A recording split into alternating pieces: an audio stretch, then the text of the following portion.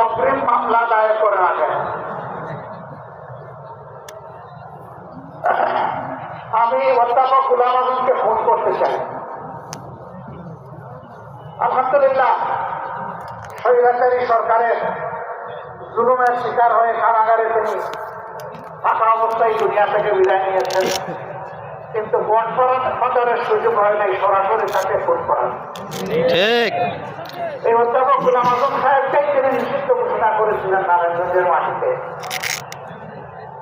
যে ভাই নিষিদ্ধ ঘোষণা করেছিলেন, আজকে তিনি কোথায়? নারায়ণগঞ্জে আছে না।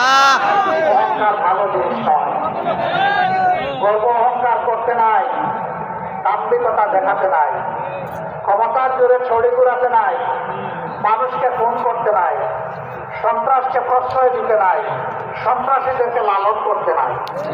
এই কাজগুলো যারা করেন, দুনিয়ায় তারা তাদের করুণ পরিণতির একটা অংশ ভোগ করেন এবং আখিরাতে আদালতে তার ডেম ফাইনাল জাজমেন্ট আল্লাহ তাআলা তাদেরকে সুদে চড়া দিচ্ছে। এই চুলটা বাংলাদেশে বিভিন্ন দেশের বিদ্যমান চুলের মতো নয়, সেটা আগুনের মহাকুণ্ড। আল্লাহকে ভয় করুন, দাম্ভিকতা অহংকার পরিহার করুন, তওবা করুন, আগে মানুষ হোক তারপরে মুমিন হোক।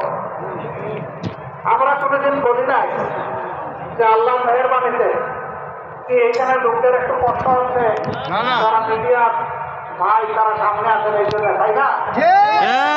আবার লাল পক্ষে মাথায় বেঁধে কেউ কেউ হুকুম দিচ্ছেন পিছন থেকে বসে যান না, কেউ বসছে না। এখানে তারা তাদের পেশাগত দায়িত্ব পালন করবে, ধৈর্য ধরে ইনশাল্লাহ আপনারা সহযোগিতা করবেন। তারা তো আপনাদের কথাগুলো জাতির কাছে, বিশ্ববাসীর কাছে পৌঁছাবে, সেই কাজ না করলে পৌঁছাবে কিভাবে? ইনশাল্লাহ আপনারা ধৈর্য ধরে বসুন, কথা শুনুন, যতটুকু দেখতে পারেন আলহামদুলিল্লাহ। আমার সম্মানিত ভাইরা, বাংলাদেশ আমাদের প্রিয়